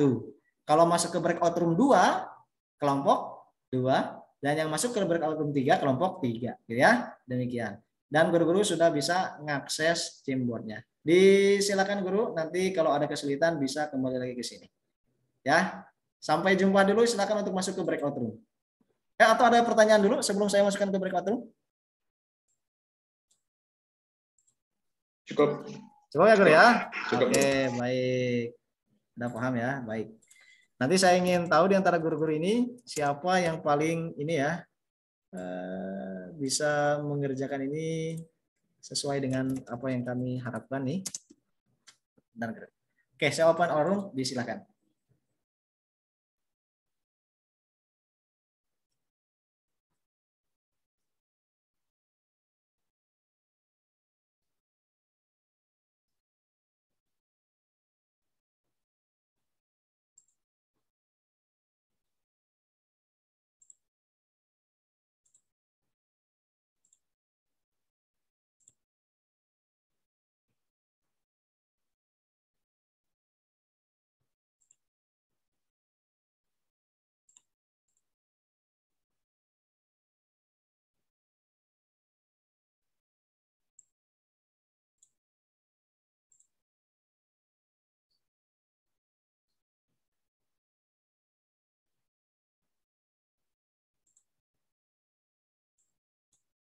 Ya, ada kelompok. Disilakan untuk ngeklik notifikasi yang saya berikan, klik join.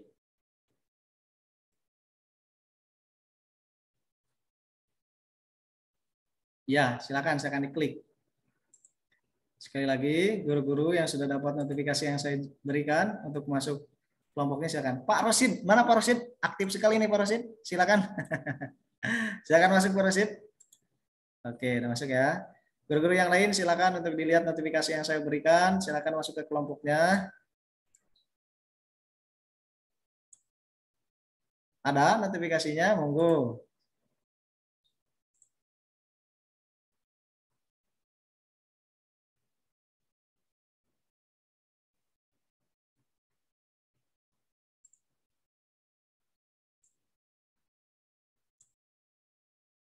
Silakan guru-guru klik notifikasi yang saya berikan, klik join untuk masuk ke kelasnya masing-masing. Silakan.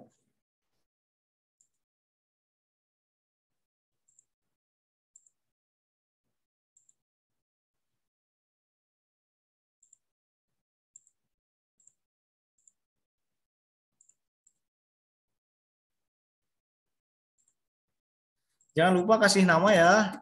Jangan lupa di Jamboard-nya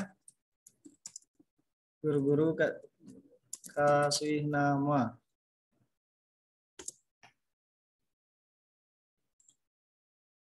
Guru Ahmad Rondi Toyib, Habi, Erlin, Hidayatul, Titut, Nanda, silakan untuk masuk ke kelasnya masing-masing.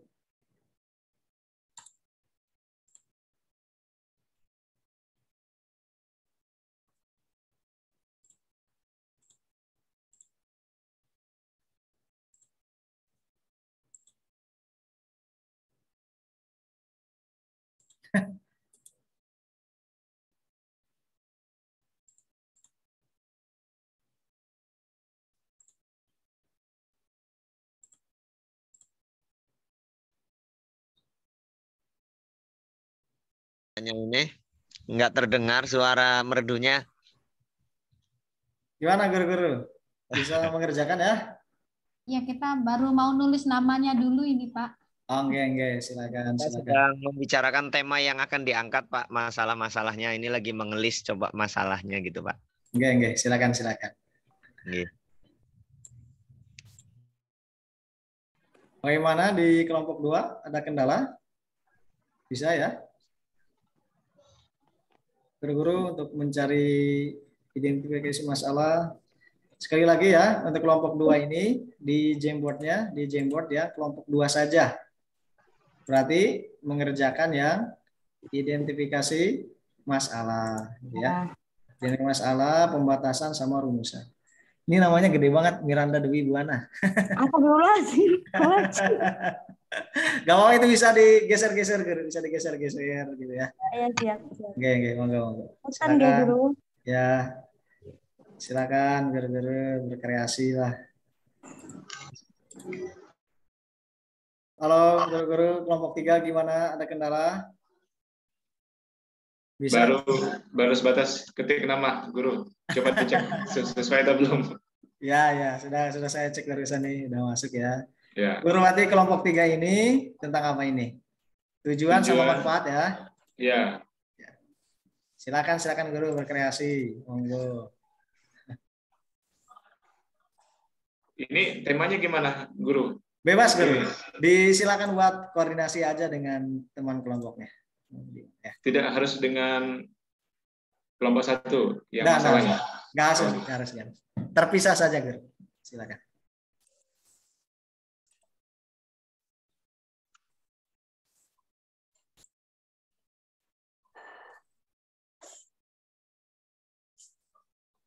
Ayo Bapak Ibu.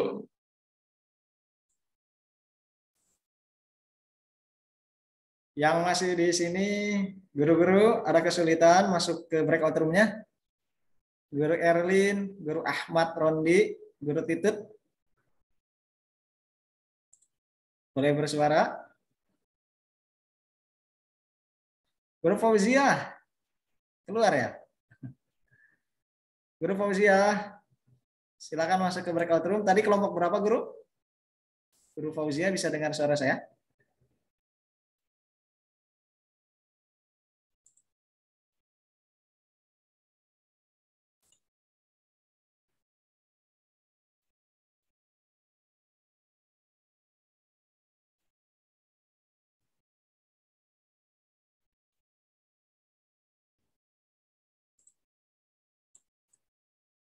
Guru Fauzia, Guru Erlin, Guru Ahmad, Guru Titut, bisa dengar suara saya? Mau saya masukin ke kelompoknya nih? Bersuara dulu ya. Bisa. Guru Titut, kelompok berapa tadi? Guru Titut di kelompok 2 ya? Ada notifikasinya? Pada bagian breakout room, guru silakan diklik join. Sekali lagi pada bagian breakout room silakan klik join. Oke, udah masuk good. Guru Fauzia juga sama, pada bagian breakout room klik join. Guru Erlin juga sama ya. Guru Fauzia sepertinya belum masuk ya. Oke, saya masukkan kelompok 1. Silakan notifikasi yang saya berikan silakan klik join.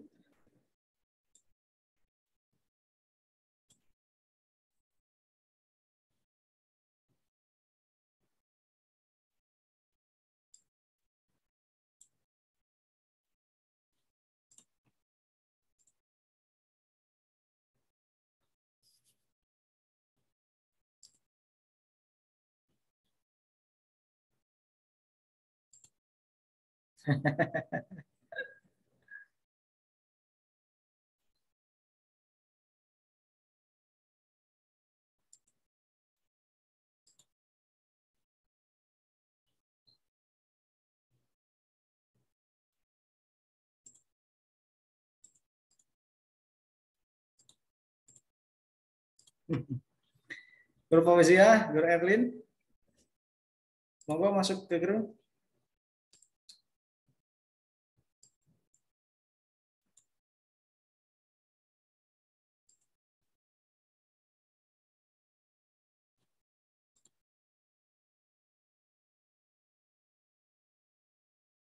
Guru Wike.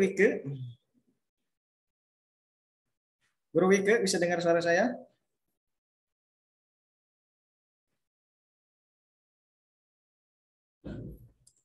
Oke.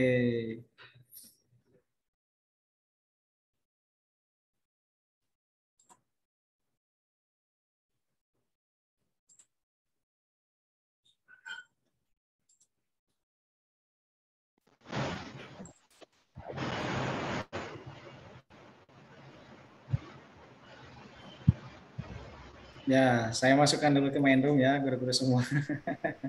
Lagi asik diskusi ya. Izin dulu saya masukkan.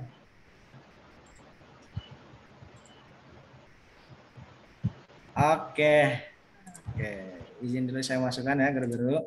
Baik. Singkat sekali, Guru Riki. Belum juga. Iya, Guru, emang sangat singkat sekali ini waktu kita. Baik, masih asik ya kita sebetulnya ya. Tapi waktunya sangat terbatas nih guru-guru. Saya ingin review dulu karena memang sangat aktif ini. Ada yang udah menuliskan, kita lihat ya. Coba lihat. Ada yang sudah menuliskan, ada yang coret-coret gitu. Aduh, mantap nih. Oh, kok ke sini? No. Baru juga mulai asik, udah balik ke lagi. Oh iya. Ya nanti kita kasih waktunya lagi guru ya. Kita lihat ya. Oke. Ada yang coret-coret juga ini. Nomor 1. Guru nih. Penuh makna Guru Riki. Oh, itu gimana Guru? Gimana Guru? Ya itu coret-coretnya sudah penuh makna. Iya ya Guru ya. Nih Guru, caranya kalau mau menghapus pakai ini nih, yang di sini nih erase. Nih nanti tinggal diginiin, dilihat dong, hapus sendiri ya. Nanti guru-guru yang ada namanya di sini, ya silakan nanti untuk diperbaiki Jamboardnya. Sekali lagi Jamboard ini akan terbuka sampai dengan guru-guru selesai mengerjakan ini ya. Jadi nanti setiap pertemuan bisa jadi guru-guru beda lagi nih, apa namanya, beda lagi kelompoknya gitu ya. Kalau ini saya ingin lihat dulu dari kecepatan guru-guru dan juga proses pelaksanaan di pertemuan pertama dulu. Jadi gini guru, caranya guru-guru semua ya, sekali lagi saya informasikan, untuk membuat ini cukup satu kelompok satu saja. Ya, jadi nggak usah semuanya bikin latar belakang masalah. Guru Erwin bikin, Guru Sugi bikin, Guru Atik bikin, semuanya pada bikin tuh. Nah, makanya yang bagus, silakan nanti koordinasi. Kira-kira latar belakang tadi terus ya, udah identifikasi masalah, ada rumusan masalah kan itu nanti pada yang kedua ya, ini nih kelompok kedua nih, belum juga. Nah, guru-guru yang di kelompok pertama, silakan nanti buat dulu latar belakang masalah, paragraf saja ya, minimal ada 3 paragraf. Paragraf yang pertama nanti silakan untuk melihat untuk menuliskan teori, idealitas dan sejenisnya yang mendukung dari hal-hal tadi, hal-hal up yang mau kita berikan gap. Tuh, idealitasnya. Idealitas itu tadi boleh teori, boleh apa saja ya yang berhubungan dengan idealitas dari masalah yang ada di kelas kita. Harusnya tuh kayak gini gitu, tapi dibuatkan idealitasnya berdasarkan teori. Kemudian yang kedua, setelah idealitas ada realitas. Realitas ini berarti berbicara tentang yang ada kondisi di dalam kelas kita. Ternyata kayak gini, kayak gini, kayak gini.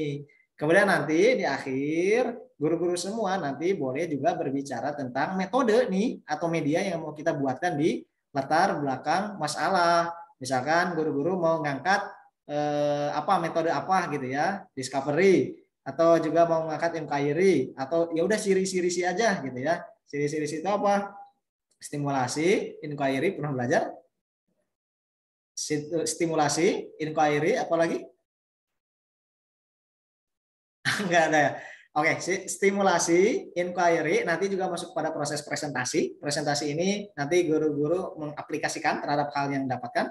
Kemudian nanti proses ekspositori dan juga terakhir ada proses refleksi gitu ya. Itu siri-siri. Bebas ya. Nanti guru-guru yang jelas nanti saya harapkan 8 guru ini ya, Guru Indah, Guru Erwin, Guru Tari, Guru Erliana sampai Guru Husnul, kelompok 1 latar belakang masalah, saya berikan guru-guru semua untuk mengerjakan ini sampai dengan semoga bisa di 3 hari ya.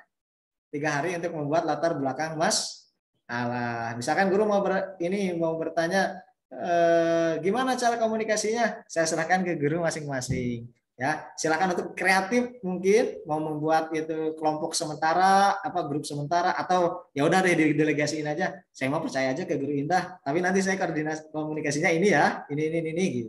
Silakan. Yang jelas nanti 3 hari selanjutnya saya harapkan latar belakang masalah sudah terisi. Ini untuk pemberian nilai untuk 8 orang. Kemudian yang kedua di kelompok 2, ini gurunya ada guru siapa aja? Ini dituliskan di sini ya, kecil. Nanti silakan untuk diperbesar untuk kelompok 2 ya. Coret-coretnya tolong dihilangkan, guru-guru. Nih cara menghilangkannya sekali lagi di eraser, di sini ada ya. Kemudian nanti nama kelompoknya tolong diperbesar, identifikasi masalah nanti tolong dituliskan, pembatasan masalahnya apa, rumusannya juga apa. Oke, Guru Miranda, Guru Agus, Guru Ina, Guru Devi, Guru Atik, Guru Halina, dan Guru Feni. Ya, silakan mohon sama juga untuk pengerjaannya 3 hari untuk membuat identifikasi sampai dengan rumusan masalah yang terstandar. Ya, dan selanjutnya saya lihat di kelompok 3, oke, wah ada nomor WA-nya nih, bagus nih. Nah gitu, betul Guru. Harusnya ada nomor WA, jadi gampang komunikasinya ya. Nanti gimana caranya mau komunikasi kalau nggak ada nomor WhatsApp di sini ya? Makanya silakan saya bilang kreativitas. Kreativitas itu tidak harus saya yang menginstruksikan. Nah ini nih Guru Ahmad juga udah bagus ya. Boleh silakan yang jelas ya. Nah, nanti tuliskan tujuan penelitiannya apa dan manfaat penelitiannya apa. Ya. Ini harus link and match antara identifikasi masalah tadi, rumusan masalah, tujuan penelitian, manfaat, dan juga tadi yang di awal gitu ya, ada latar belakang masalah. Jawabannya enggak harus link, enggak harus nge-link. Karena kan guru-guru saya buatkannya separate ya, terpisah ya. Jadi silakan per masing-masing individual saja. Harapannya pertama guru-guru saling ta'aruf, saling kenal nih satu sama lain di kelompoknya. Kemudian yang kedua tentunya juga guru mengaplikasikan terhadap materi yang didapatkan di hari ini. Tadinya saya mau ada refleksi sebentar, tapi karena waktunya ini udah selesai ya, sampai dengan mohon maaf lebih 9 menit nih guru-guru semua. Baik, sebelum saya mengakhiri, barangkali ada yang ingin ditanyakan dulu. Kalau bab 1 memang kayak gitu doang ya. Silakan guru-guru kalau ada yang bertanya, saya berikan kesempatan 1 orang penanya.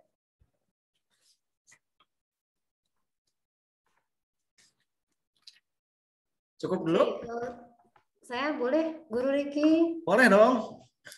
Oke, terima kasih.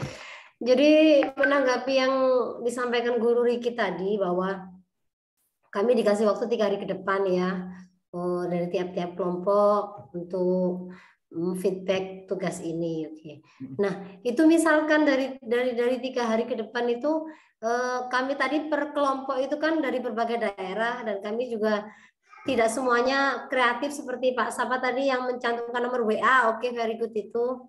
I appreciate. Kalau kami nggak begitu, kami kan akan kesulitan menghubungi itu. Kalau misalkan hanya di antara kami salah satu, entah siapa yang tiba-tiba dapat wangsit aktif kita ngerjakan, is it okay gitu, Pak Guru Riki? Sure.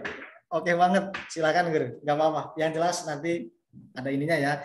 Dan guru-guru karena ini Jamboardnya saya tidak batasi, jadi kapanpun, dimanapun guru-guru bisa akses. Jadi kalau misalkan tadi Guru Atik bilang, saya belum menuliskan nomor WhatsApp, sekarang aja tuliskan langsung juga bisa. Guru-guru yang lain nih semuanya nih yang hadir di sini,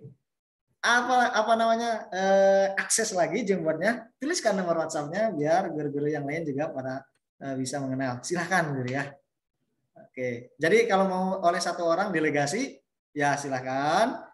Tapi nanti mohon untuk yang menuliskan, nanti tolong untuk mention namanya ya, atau minimal nanti screenshot Jamboardnya kirim ke WhatsApp saya gitu ya, khusus untuk guru-guru yang merisam kayak gitu. Tapi misalkan saya di kelompok ini saya mau risam, ini mau risam kayak gitu.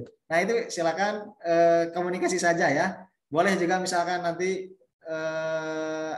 sifatnya mungkin akhirnya jadi ya udah kalau kayak gitu. Misalkan tadi latar belakang masalah, ya udah saya nomor 1, ini nomor 2, ini nomor 3, atau juga saya paragraf 1, ini paragraf 2, ini paragraf 3, atau misalkan 1 dulu selesaikan, screenshot ke saya, kirim, boleh ganti lagi, bikin lagi, boleh, terserah ya, kreativitas masing-masing kelompok. Yang jelas nanti setelah 3 hari, saya ingin lihat di Jamboard tersebut sudah terisi. Untuk kita evaluasi nanti di pertemuan selanjutnya sebelum masuk ke bab kedua. Gitu ya, Guru Atik ya. Oke. Oh, ya. Jadi nomor WA-nya Guru Riki gimana itu? Boleh nomor WA-nya saya belum ada ya. Emang Guru Ervan belum ngasih? Apa ada di flyer ya? Mungkin di flyer kayaknya ya. Di flyer nggak ada nomor WhatsApp saya kayaknya. Oke, saya kasih nomor WhatsApp saya di sini ya, Guru-guru. Di chat aja ya, Guru Riki. Boleh, monggo. Nah, itu nomor WhatsApp saya guru-guru, disilakan kalau mau di save, kali-kali nanti mau follow up juga disilakan ya. Ya, Guru Tari. Saya di 0823 1016 5343 Guru ya. Karena kalau saya hari-hari saya ada di consulting di sini di Dompet Wafa, IMZ gitu ya.